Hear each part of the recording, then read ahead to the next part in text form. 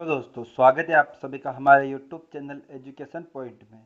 तो आज हम आपके लिए लेके आए सीईटी पटवारी पशु परिचर एग्जाम से संबंधित एक राजस्थान जीके के महत्वपूर्ण क्वेश्चन की क्लास। तो चलो आज की क्लास को स्टार्ट करते हैं और देखते हैं अपने पहले प्रश्न को। तो पहला प्रश्न है हमारा, जी.एच. ओझा ने मारवाड़ के किस शासक को कान का कच्चा कहा था? मालदेव को, राव जोधा को, अजीत सिंह को और उदय सिंह को। तो आप राजस्थान जीके से संबंधित महत्वपूर्ण 30 क्वेश्चन देखेंगे इस क्लास में। ठीक है, तो आप राजस्थान की किसी भी गवर्नमेंट एग्जाम की तैयारी कर रहे हो तो ये क्लास आपके लिए बहुत ही महत्वपूर्ण रहने वाली है और ये क्लास आपके नवीन राजस्थान जीके पर आधारित होने वाली है। ठीक है, तो पहले प्रश्न का आंसर कौन सा होगा? जी.एच. ओझा ने कान का कच्चा शासक किससे कहा था? करेक्ट आंसर हो जाएगा option number C, Ajit Singh को। ठीक है, अगला प्रश्न, प्रश्न नंबर 2, राज्य का सबसे ऊंचा पठार है? लसाड़िया का पठार, ऊपरमाल का पठार, उड़िया का पठार और मेसा का पठार। तो राज्य का सबसे ऊंचा पठार कौन सा है? करेक्ट आंसर हो जाएगा आपके ऑप्शन नंबर सी, उड़िया का पठार। और उड़िया का पठार है आपके सिरोही में। ठीक है, और लसाड़िया का पठार नवीन जिलों के गठन के बाद ये आपके सलूम्बर जिले में आता है। ठीक है, और मेसा के पठार पर स्थित आपके चित्तौड़गढ़ दुर्ग, चित्तौड़गढ़ दुर्ग। ठीक है, आगे बात करते हैं अगले प्रश्न की। प्रश्न नंबर 3, बनास सिप चंबल नदियों का त्रिवेणी संगम है? रामेश्वरम सवाई माधोपुर, राजमहल टोंक, मेनाल बिगोद और बेणेश्वर धाम। तो बनास सिप और चंबल एक ट्रिक याद रखना, बीएससी। रामेश्वर ने बीएससी की, बी से बनास, एस से सिप और सी से चंबल। ऑप्शन नंबर ए हो जाएगा, रामेश्वरम सवाई माधोपुर में स्थित है इनका त्रिवेणी संगम। राजमहल टोंक में ध्यान रखता है बीकेटी। बनास, खारी और डाई, इन तीनों का त्रिवेणी संगम है आपके राजमहल टोंक। मेना ने बीबीएम किया, क्या था? मेना ने तो किया बीबीएम। ठीक है, जबकि रामेश्वर ने की बीएससी, बीएससी। ठीक है, तो बी से बनास, बेड़च और मैनाली, इन तीनों के त्रिवेणी संगम पर क्या, मैंगान, मैनाल, बिगोद। और बेणेश्वर धाम में है माही, सोम और जखम नदियों का त्रिवेणी संगम आपके बेणेश्वर धाम। ठीक है, अगला प्रश्न, प्रश्न नंबर 4, पाहेबा का युद्ध कब हुआ था? 1540, 1542, 1544 और 1546। तो पाहेबा का युद्ध कब हुआ था? करेक्ट आंसर हो जाएगा आपके ऑप्शन नंबर बी, 1542 में। ठीक है, और 1544 में हुआ था गिरी सुमेल का युद्ध, गिरी सुमेल का। ठीक है, पाहेबा का युद्ध हुआ था मारवाड़ के शासक मालदेव तथा बीकानेर के राव जैत सिंह के मध्य, जिसमें मालदेव की विजय हुई थी। और गिरी सुमेल का युद्ध मालदेव तथा शेरशाह सूरी के बीच में हुआ था, जिसमें शेरशाह सूरी की विजय हुई थी। ठीक है, आगे बात करते हैं अगले प्रश्न की। प्रश्न नंबर 5, देवर भाभे की होली प्रसिद्ध है? केकड़ी की, ब्यावर की, डूंगरपुर की और बाड़मेर की। तो देवर भाभे की होली कहाँ की प्रसिद्ध है? करेक्ट आंसर हो जाएगा आपके ऑप्शन नंबर बी, ब्यावर की। ठीक है, और डूंगरपुर की प्रसिद्ध आपके गोबर के कंडों की होली, गोबर के कंडों की होली। ठीक है, अगला प्रश्न, प्रश्न नंबर 6, ब्लैक पॉटरी प्रसिद्ध है? जयपुर, बीकानेर, कोटा और चित्तौड़गढ़। तो ब्लैक पॉटरी कहाँ की प्रसिद्ध है? करेक्ट आंसर हो जाएगा ऑप्शन नंबर सी, कोटा की। और ब्लू पॉटरी, ब्लू, ये प्रसिद्ध आपके जयपुर की। ठीक है, और ब्लू पॉटरी के प्रसिद्ध कलाकार है आपके कृपाल सिंह शेखावत। ठीक है, आगे बात करते हैं अगले प्रश्न की। प्रश्न नंबर 7, टोडगढ़ दुर्ग किस जिले में स्थित है? केकड़ी, ब्यावर, अजमेर और शाहपुरा। तो टोडगढ़ दुर्ग है आपके ऑप्शन नंबर बी, ब्यावर जिले में। ठीक है, आगे बात करते हैं अगले प्रश्न की। प्रश्न नंबर 8, निपंग आंदोलन किसने चलाया था? दादू दयाल ने, जाम्बोजी ने, हरिराम जी ने और जसनाथ जी ने। तो निपंग आंदोलन किसने चलाया था? करेक्ट आंसर हो जाएगा ऑप्शन नंबर ए, दादू दयाल जी ने। और दादू दयाल जी के द्वारा चलाया गया संप्रदाय जो है वो पर ब्रह्म संप्रदाय के नाम से भी जाना जाता है। ठीक है, आगे बात करते हैं अगले प्रश्न की। प्रश्न नंबर 9, बाबा रामदेव का जन्म हुआ था भाद्रपद शुक्ल एकम, भाद्रपद शुक्ल द्वितीया, भाद्रपद शुक्ल एकादशी और भाद्रपद शुक्ल दशमी और एकादशी।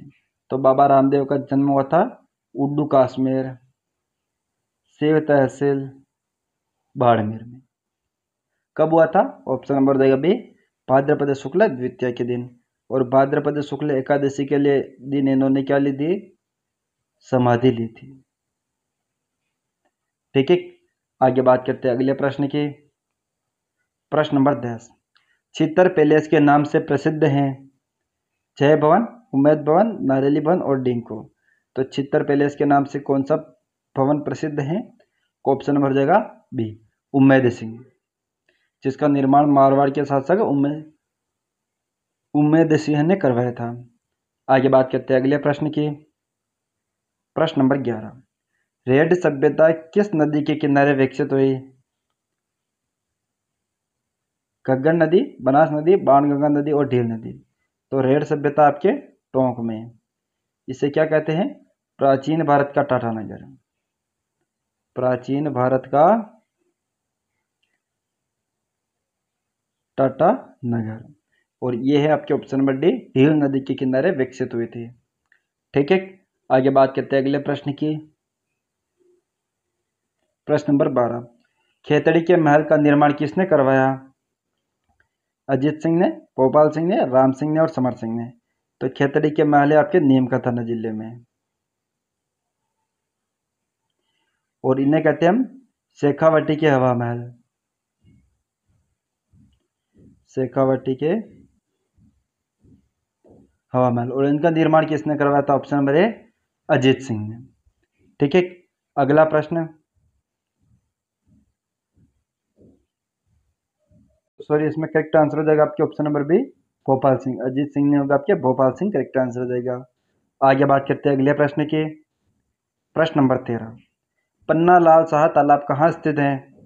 खेतड़ी, बालोतरा, डींग और भरतपुर। तो पन्ना लाल शाह तालाब आपके पहले झुंझुनू जिले में आता था, लेकिन नवे जिलों के गठन के बाद ऑप्शन नंबर ए, खेतड़ी, जो कि आपके नीम का थाना जिले में आता है। ठीक है, आगे बात करते हैं अगले प्रश्न की। प्रश्न नंबर 14, स्वामी विवेकानंद को स्वामी विवेकानंद नाम किसने दिया? अजीत सिंह ने, भीम सिंह ने, कर्ण सिंह ने और राज सिंह ने। तो स्वामी विवेकानंद को स्वामी विवेकानंद नाम किसने दिया था? Option number A, Ajit Singh ने। और अजीत सिंह कहाँ के शासक थे? तो ये थे आपके खेतड़ी के शासक। ठीक है, और ध्यान रखना खेतड़ी के महल का निर्माण करवाया था आपके भोपाल सिंह ने। ठीक है, आगे बात करते हैं अगले प्रश्न की। प्रश्न नंबर 15, क्षेत्रफल की दृष्टि से राजस्थान का सबसे छोटा जिला है? करौली, डींग, शाहपुरा और दुद्दू। तो क्षेत्रफल की दृष्टि से राजस्थान का सबसे छोटा जिला है आपके ऑप्शन नंबर है डी, दुद्दू। और सबसे कम तहसीलों वाला जिला भी आपके दुद्दू जिला है, जिसमें कुल कितने 3 तहसीलें हैं, दुद्दू, फागी और मोजम्माबाद। ठीक है, आगे बात करते हैं अगले प्रश्न की।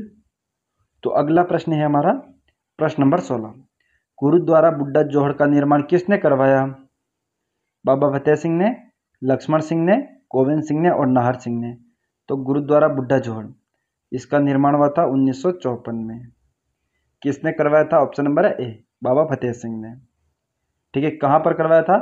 तो अनूपगढ़ में। ठीक है, अगला प्रश्न, प्रश्न नंबर 17, चेतसर केंद्रीय कृषि फार्म की स्थापना कब हुई?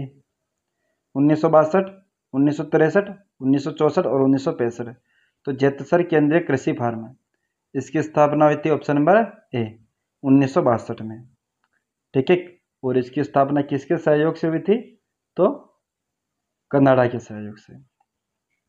ठीक है, आगे बात करते हैं अगले प्रश्न की।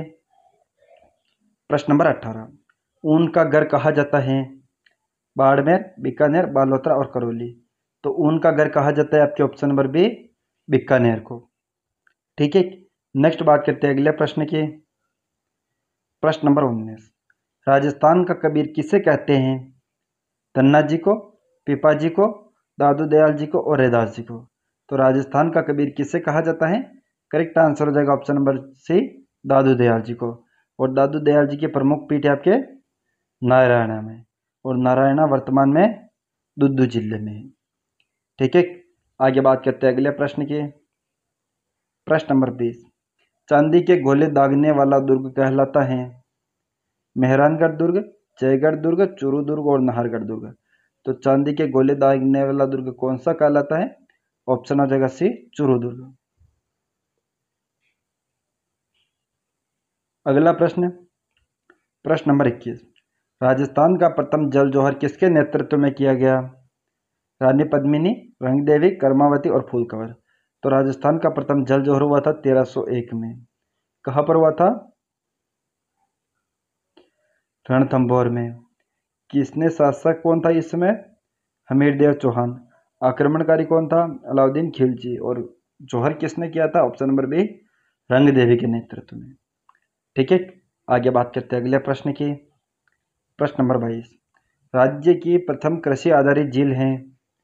जैसमंद झील, पिछोला झील, राजसमंद झील और नक्की झील। तो प्रथम कृषि आधारित झील कौन सी है? करेक्ट आंसर हो जाएगा ऑप्शन नंबर ए, जैसमंद झील।